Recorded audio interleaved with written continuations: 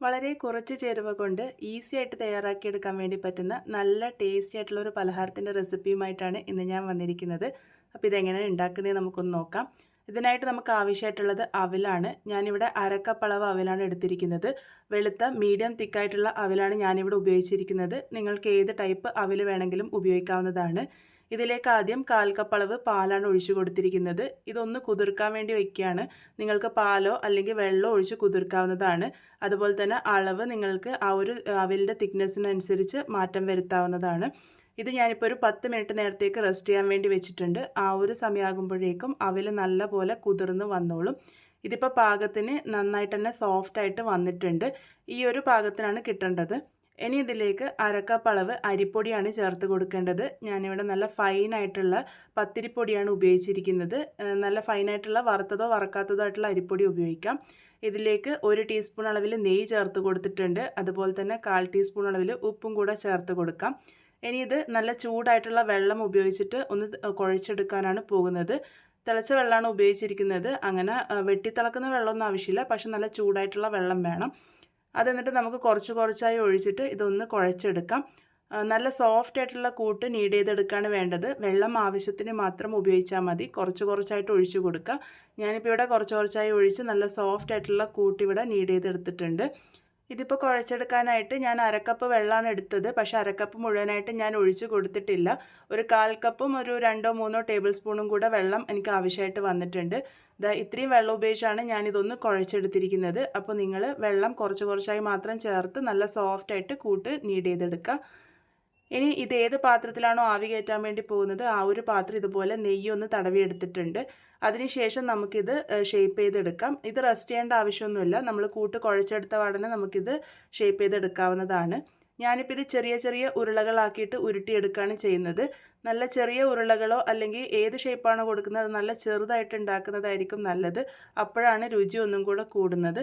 അപ്പോൾ ഈ ഒരു രീതിക്ക് ഞാനിപ്പോൾ ഇവിടെ എല്ലാം തന്നെ ഉരുട്ടിയെടുത്തിട്ടുണ്ട്. അതിനുശേഷം ഇത് ആവിയിൽ വേവിച്ചെടുക്കാനാണ് പോകുന്നത്. അതിന് വേണ്ടിയിട്ട് സ്റ്റീമർ കുറച്ച് വെള്ളമൊഴിച്ച് ഇവിടെ തിളവരാൻ വേണ്ടി വെച്ചിരുന്നു. വെള്ളം നല്ലപോലെ തിളച്ച് വന്നതിന് ശേഷം ഈ ഒരു പാത്രം ഇറക്കിയിട്ട് ഒരു 5 മിനിറ്റ് നേരത്തേക്ക് ഹൈ ഫ്ലെയിമിൽ ഒന്ന് സ്റ്റീം ചെയ്തെടുക്കാം.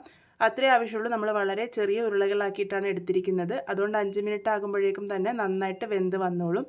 ഇതിപ്പോൾ പാകത്തിന് വെന്ത് വന്നിട്ടുണ്ട്. ഇത് നല്ല സോഫ്റ്റ് ആയിട്ടാണ് ഇതിരിക്കുന്നത്. ഇതിൻ്റെ ചൂടൊക്കെ ഒന്ന് ആറാൻ വേണ്ടിയിട്ട് ഞാനിവിടെ മാറ്റി വെച്ചിട്ടുണ്ട്. ഇനി ഇത് പൊതിഞ്ഞെടുക്കാൻ വേണ്ടിയിട്ടൊരു മസാല തയ്യാറാക്കി എടുക്കുന്നുണ്ട്. അതിനായിട്ട് ഞാനിവിടെ ഒരു പാനിലേക്ക് 1/4 കപ്പ് അളവ് ശർക്കര പൊടിച്ചതാണ് ചേർത്ത് കൊടുത്തിരിക്കുന്നത്. ഇതിലേക്ക് 1/4 കപ്പ് അളവ് വെള്ളം ഒഴിച്ചു കൊടുക്കാം. എന്നിട്ട് ശർക്കര പാനിയാക്കി എടുക്കുകയാണ് ചെയ്യുന്നത്. ഞാൻ ഉപയോഗിച്ച ശർക്കരയിൽ തരിയും മണലൊന്നും ഇല്ലയെന്ന് ഉറപ്പുള്ളതുകൊണ്ട് ഞാനിത് അരിച്ചെടുക്കുന്നില്ല. നിങ്ങളുടെ കയ്യിൽ ഉണ്ടെന്ന് തോന്നുന്നുണ്ടെങ്കിൽ ഒന്ന് അരിച്ചെടുക്കണം.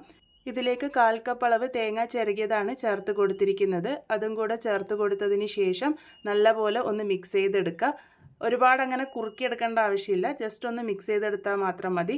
അതിനുശേഷം ഇതിലേക്ക് ഞാനിവിടെ 1 ടേബിൾ സ്പൂൺ അളവിൽ വെളുത്ത എള്ളും അതുപോലെ തന്നെ 1/4 ടീസ്പൂൺ അളവിൽ ഏലക്ക പൊടിയും ചേർത്തിട്ടുണ്ട്. ഇത് രണ്ടും ഓപ്ഷനിലാണ്. ഇതിലേക്ക് ഞാനിവിടെ 1 ടീസ്പൂൺ അളവിൽ നെയ്യും കൂടെ ചേർത്തിട്ടുണ്ട്. ഈ 3 സാധനവും ചേർക്കുമ്പോൾ ഇതിൻ്റെ രുചി ഒന്നും കൂടെ കൂടും. ഇനി ഒഴിവാക്കിയാലും കുഴപ്പമൊന്നുമില്ല. എല്ലാം കൂടെ ഒന്ന് നന്നായിട്ട് മിക്സ് ചെയ്തെടുക്കുക. അതിനുശേഷം നമ്മൾ നേരത്തെ തയ്യാറാക്കി വെച്ചിരിക്കുന്ന ഉരുളകൾ ഇതിലേക്ക് ഇട്ട് കൊടുക്കാം. എന്നിട്ട് ആ ഒരു ശർക്കര പാനിയിൽ നല്ലപോലെ ഒന്ന് കോട്ട് ചെയ്തെടുക്കുകയാണ് ചെയ്യുന്നത്.